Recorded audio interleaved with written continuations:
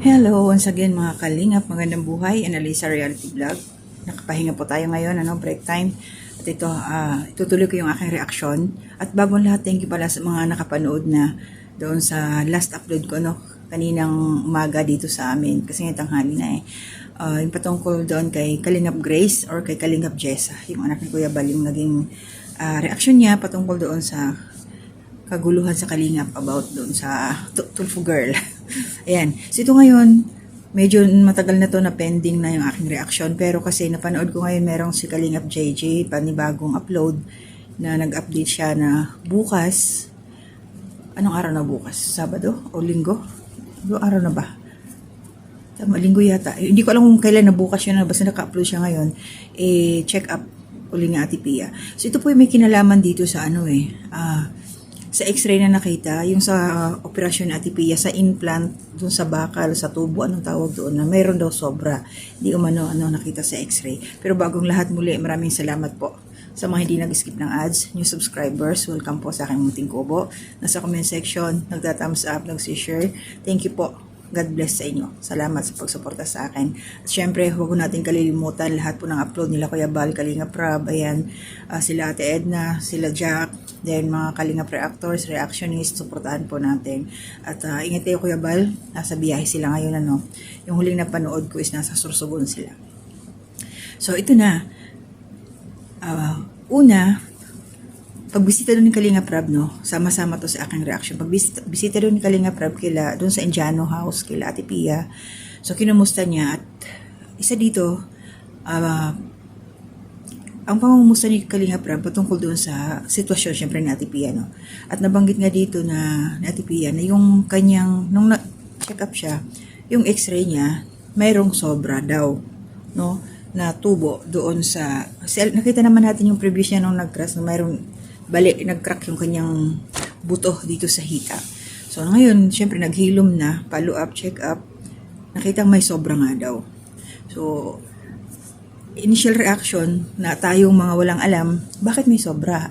Paano nangyari yun? Hindi ba sinukat ng doktor? Di ba ganon kaagad?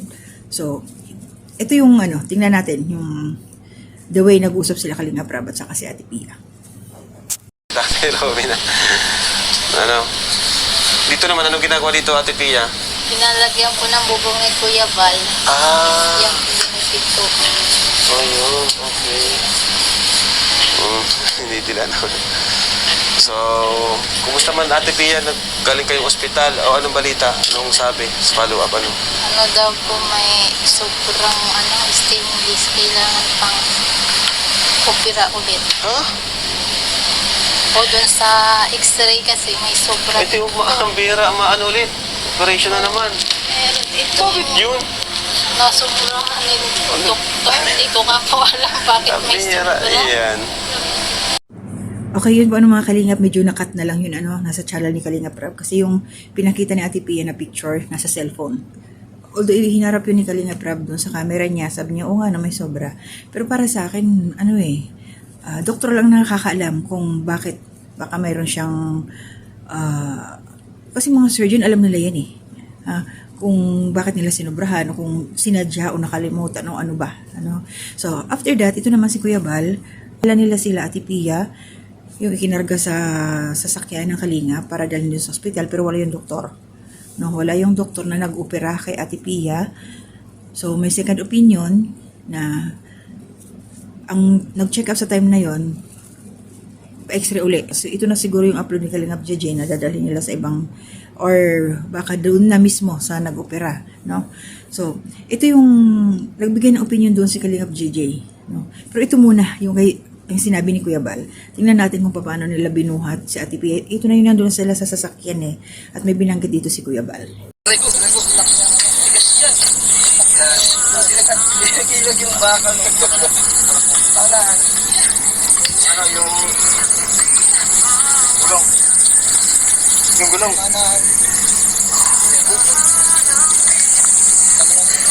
Bati mo muna niya. Bati mo muna. Kaya mag-sit ka.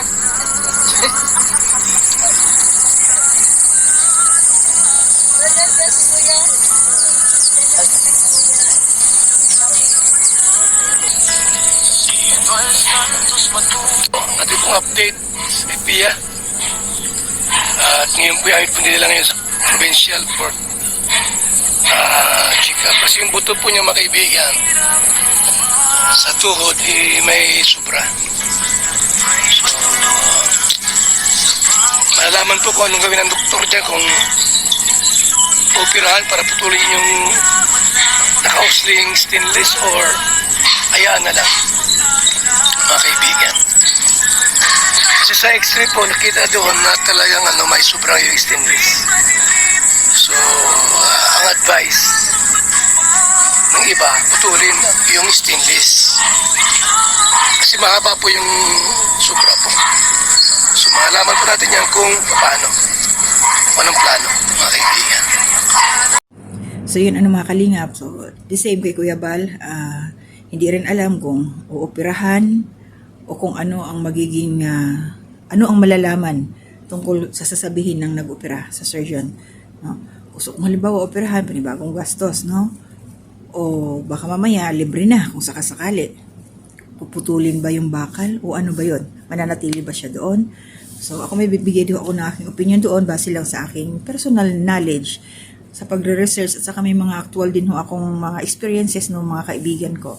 So ito naman yung kay Kalingap GJ. Meron din siyang reaction patungkol doon sa sumubrang bakal, no? Pakinggan at panoorin natin si Kalingap GJ.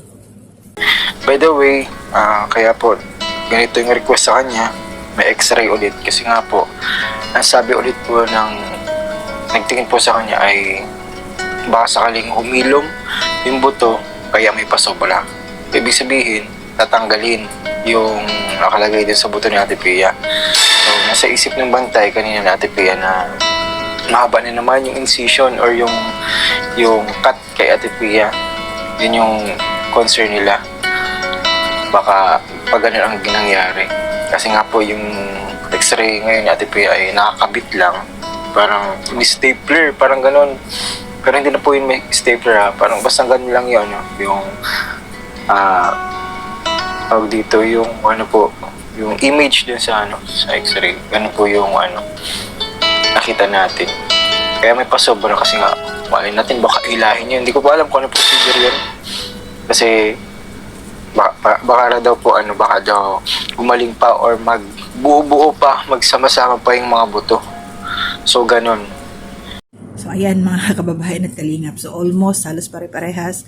Wala rin walang assurance, hindi rin alam ni Kalingap JJ kung bakit na may sobra, kung tatanggalin ba yun, baka daw mamaya kaya may sobra para pag hinugot may mahahawakan, yung para ganon. Pero syempre, andun pa rin tayo mag-aantay sa kung ano ang sasabihin ng mismong nag-opera kay Ate Pia. Pero ito yung akin personal knowledge, personal opinion, personal na yung mga na-experience ko sa mga ganyan. Kasi una, mayroon akong, example lang to, example. Meron akong kakilala sa amin, na naoperahan din siya, nilagyan ng bakal. Crash din yun, nag-crash naman sa motor. I think parang binti niya. Hanggang ngayon, nandun yung bakal niya. No? So, hindi ko lang alam kung may sobra. So, nandun yung bakal. So, hindi siya tinanggal. So, base dito sa, sa speculation so kay Ate Pia, baka mamaya kaya sinobrahan para pag hinugot, ina-imagine ko lang, huhugutin. Parang angilo, no? So, kaya yung dun sa amin na inoperahan, hindi niya pinatanggal. Natakot na siya. Hanggang ngayon, meron na pa rin yung bakal niya. At ito pa, pamangkin ko, braso niya, hindi ko alam kung tumakbo, hinabol o naglaro ng basketball. Yung braso niya dito, yung buto dito talagang as in, lumihis, nag-crack. No? Hindi siya binakalan, pero sementuhan. Ang pagsemento, hindi siya kung saan lang may bali, no? Lagpas talaga, di ba? Pag nagsisemento, nilalagpasan siya Siguro yung purpose nun, para mas kumapit, may pressure, yung mga dulo-dulo, yun ang mag-hold. Para hindi magalaw-galaw yung may putol. So, yun. Isa yun sa lagpas. So, ito yung napapansin ko dito kay Ate Pia. Dito sa nangyari sa kanyang paa. Baka mamaya, yung surgeon, kaya niya nilagpasan yun para, kasi, grabe, di ba lumihis talaga yung damage ng buto ni Ate Pia doon sa original na, yung hindi pa nasisemento. Nakita naman yun yung as in crack talaga. Grabe ang niya. So baka kaya sinobrahan para nga, yun nga, mas kumapit. Para yung pores dito nga, sa mga dulo-dulo, katulad sinabi ko kanina, yun ang makakatulong, suporta. Kasi lalo't pa ayun hita yun eh. Pag gumalaw si Ate Pia, baka mamaya, yun nga, ma-deform, di ba? Maliban nilang kung yung sobra, naiirita siya, may nararamdaman siyang masakit, tapos yung may nakakalsuhan ba? Baka mamaya may nakakalsuhan, tapos pag naglakad siya, sasabit, yun ang mahirap, no?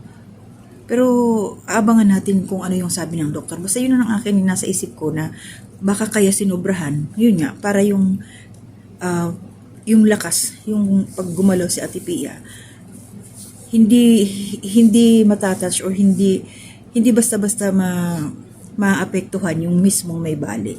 Kaya may sobra. Naalala ko tuloy nung kabataan namin. Siyempre laking bundok tayo eh. Share ko lang, no. Mahilip kami manungkit ng ng santol. Ang taas. Ang kawayan namin mahaba na yun. Minsan, sobrang bigat, nababali.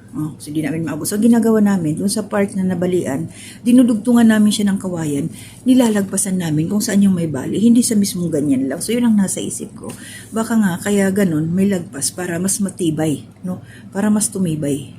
Yun ang nasa isip ko. So, abangan natin yun, mga kababayan at kalingap, kung ano ang magiging resulta once na mismo yung surgeon na yung magsalita.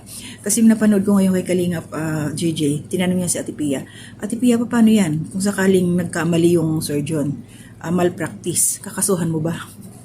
Sabi ni Ate Pia, hindi. Tatanungin ko na lang yung doktor kung kung may libre ba, kung may babayaran, pa kung halimbawa operahan daw siya uli. Siyempre, ang laki ng bayan. Di ba, 180,000 yung ginather ni Kuya Bal. Salamat sa mga, mga tumulong, mga sponsors doon para maoperahan si Ate Pia. Siyempre, iniisip dyan ni Ate Pia ngayon, yung niya, panibagong gastos na naman, no? So, nag-joke lang naman siya doon, no? Ang joke nila doon kung kakasuhan o hindi naman mag-ano si Ate Pia, basta matulungan lang siya, di ba? Although nahihiya na siya, nahihiya na ito na syempre yung pagod nila Kuya Bal, pabalik-balik sa kanya, kagaya niya madaling araw, kailangan siyang sunduin para dalhin doon sa ospital na naman.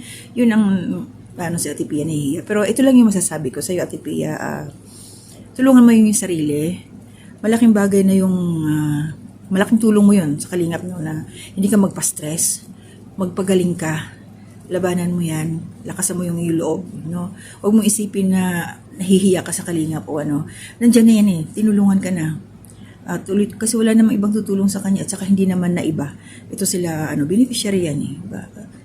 Si Kuya Robin, syempre, walang ibang mag-aasikaso sa kanila, pagmamalasakit, kundi ang Kalingap. Kasi nga, blessed pa rin sila dahil napunta sila sa Kalingap. Naging beneficiary sila ng Kalingap. At hanggang ngayon, ayan, tuloy-tuloy. Kaya Ate Pia, ayan, magpasalamat tayo dahil merong Kalingap na lumilingap sa mga katulad ninyo. Napakaswerte nyo. At hindi lang ikaw ang tinutulungan, Ate Pia, pati mga anak mo, no? Allowance, Kuya Bal, shout out Kuya, good health, no? Kay Kuya Bal, habaan pa yung buhay, ilayo siya sa anumang karamdaman dahil marami pa yung nangangailangan ng tulong, no? Tulong. Lumalapit kay Kuya Bal, napakadami. Kaya blessed pa more ang Kalingap, no? So mag-iingat po tayong lahat. Hanggang dito na muna ako at sana maging maganda ang resulta. May ipaliwanag ng doktor kung ano ba talaga ang gagawin dun sa sobra, ano yung purpose niya, no? Kung bakit sinobrahan yun. Kasi tayo ngayon mga haka-haka lang kung ano ba talaga, no? Iniisip ko lang kung hilahin talaga, nangingilo na ako eh. Pasensya na. So ingat po tayong lahat, hindi muna ako mag-shoutout. Basta always po ako nagpapasalamat sa inyong lahat. Lagi na riyan. Maliban po ayun nga pala. Salamat po sa mga nagmamahal sa Me Chris, kahit wala na yung tandem sa ngayon. Positive pa rin tayo dyan. Shoutout din po sa mga nagmamahal kay Kayla at saka kay Mike. Isa pang natin, nakakaaliw na tandem. Siyempre, ang Franjoy, shoutout din. Sila Carla at Jomar, nasa kabila ng mga pinagdadaanan, nakikita natin ang happy ng dalawa, no? O ang inggit pikit. At sa lahat po, siyempre natin mga angels, no? Ingat po tayo. Hanggang dito na muna. To God be the glory and honor.